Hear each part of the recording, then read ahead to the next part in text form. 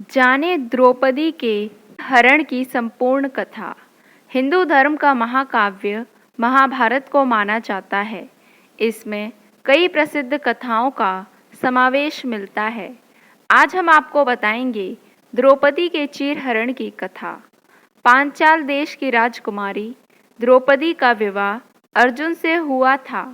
अर्जुन ने द्रौपदी से विवाह स्वयंवर में किया था, जिसमें अर्जुन ने मछली की आंख पर निशाना साधकर विजय हासिल की।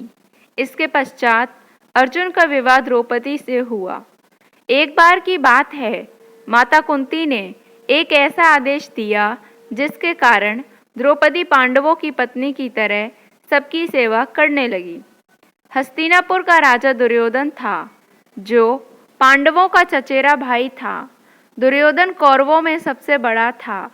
कौरव पांडवों से जलते थे। पांडवों में सबसे बड़े युधिष्ठिर थे, जो इस समय इंद्रप्रस्थ नगर में राज्य कर रहे थे। कौरवों का मामा शकुनी बहुत चालाक था। उसने दुर्योधन को सलाह दी कि पांडवों को जुए के खेल के लिए बुलाए। इस खेल में पांडवों का सारा राज्य अपने कब्जे में कर ले।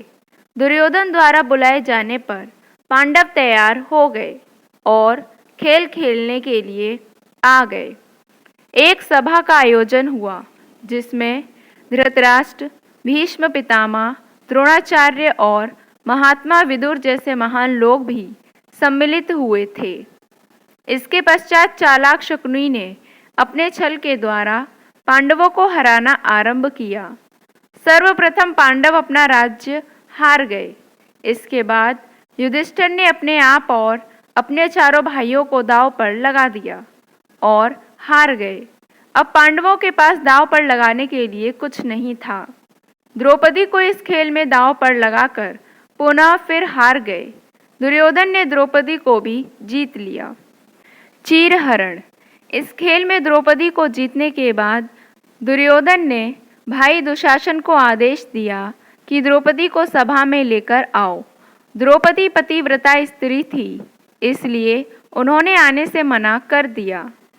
इसके पश्चात दुशासन ने द्रौपदी के बाल पकड़े और सभा में घसीट कर ले आया। दुर्योधन ने दुशासन को द्रौपदी को निवस्त्र करने का आदेश दिया। यह सुनकर द्रौपदी ने श्री कृष्ण को पुकारा।